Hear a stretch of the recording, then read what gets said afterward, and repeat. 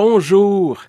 Le 23 et 24 février dernier, l'exécutif du Conseil général s'est rencontré et il y a un résumé. La traduction vient d'arriver, c'est tout chaud, c'est quelques minutes seulement. Et je veux vous présenter les grandes lignes. Naturellement, je vous invite à lire le rapport pour des informations précises. Ça se peut que je tourne les coins ronds. Il y a quand même beaucoup d'informations. Mais je vais essayer de vous résumer ça le plus rapidement possible. Je peux vous dire qu'il y a eu un rapport sur l'équité des relations pastorales. Je m'excuse, je finis un rhume. Et qu'est-ce que ce rapport-là spécifiquement aborde? C'est les questions d'inclusivité. Grosso modo, toutes les questions pour les personnes en situation minoritaire, comment on est capable d'identifier démographiquement si notre Église plus ou moins reflète la réalité canadienne, et dans la rémunération aussi. Est-ce qu'il y a des enjeux de ce côté-là? On continue à étudier ça parce que malheureusement, ce n'est pas évident. Un rapport du Conseil de la vocation. En 2022, il y avait 200 personnes qui étaient sur la liste d'attente pour amorcer le processus d'admission. Le processus d'admission, c'est des gens qui viennent de d'autres églises, par exemple. C'est une réalité que les ministères en français connaissent très bien. Et on a établi un processus de jumelage, parce qu'un des problèmes, c'est que pour être admis, il faut trouver une paroisse. Et il y a des gens, ici, on nous parle qu'il y avait quelqu'un, ça faisait 8 ans, qui ne trouvait pas de paroisse puis ne pouvait pas être admis. Le programme a bien fonctionné, la liste d'attente a été réduite, mais plus de travail est nécessaire. Il y a eu des rapports d'imputabilité de la modératrice qui, entre autres, a fait part de ses préoccupations concernant les tensions et les défis auxquels sont confrontés les paroisses, les communautés de foi. Une impression de raréfication des ressources. Et ça, il va falloir qu'on commence à y penser. Qu'est-ce que ça signifie? Comment ça change les choses?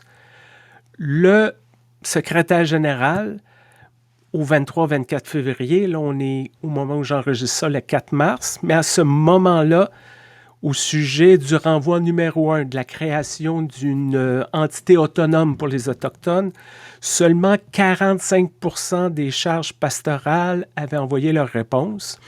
Et ça, il faut 50% absolument des charges pastorales qui votent. Ne pas voter est l'équivalent d'un non. Ce n'est pas comme les élections de nos jours.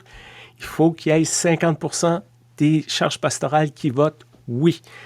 On n'était pas rendu là à cette époque, en février.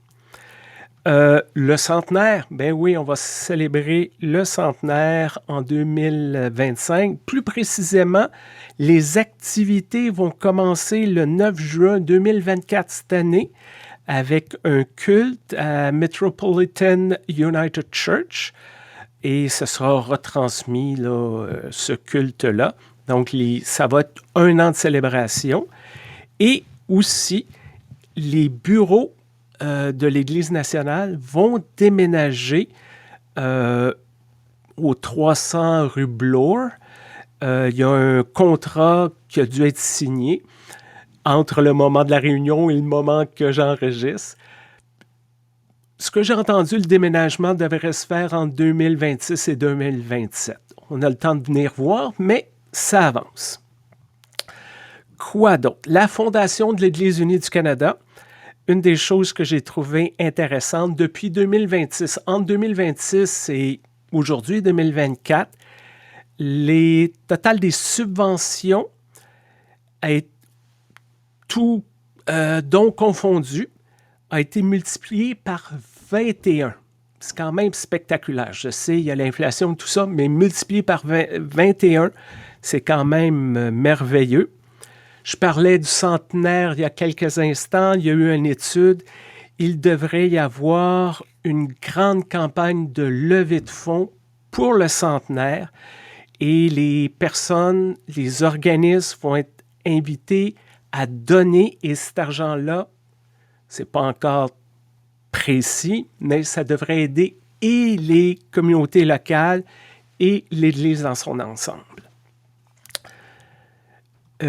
Quoi d'autre? Conseil général. Le 45e Conseil général aura lieu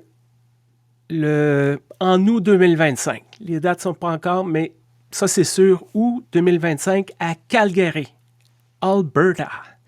Et le thème sera Vision et rêve. Ça vient de Acte 2, 17. Je répandrai mon esprit sur tous les êtres humains. Vos fils et vos filles deviendront prophètes. Je parlerai par des visions à vos jeunes gens. Vision et rêve. Si vous êtes intéressé à devenir délégué, il y a des vidéos, il y a des formulaires. Commencez à réfléchir. Ça prend aussi des francophones. Le plan stratégique, on entend beaucoup parler de ce célèbre plan stratégique.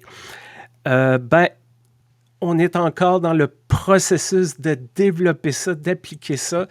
C'est la première fois qu'il y a un plan stratégique pour l'ensemble de l'Église aussi qui touche plein d'endroits. C'est un changement de culture, puis quand on parle de changement de culture, ça prend du temps. Donc, ça avance, mais ça prend du temps.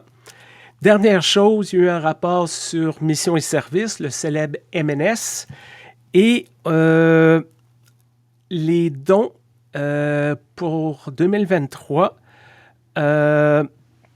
ont baissé de 1,5% par rapport à l'année précédente.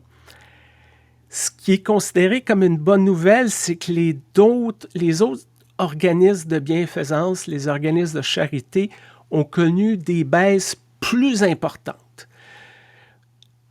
On a bien tiré notre épingle du jeu dans tout cet environnement-là qui nous entoure. Bref, en quelques secondes, je vous ai présenté le rapport de l'exécutif national. Encore une fois, vous pouvez lire ça, c'est sur le site web, c'est dans l'infolette. Pour plus de détails, pour plus de précision, moi je fais juste comme ça, là, un rapport. Là. Merci beaucoup. Bye bye.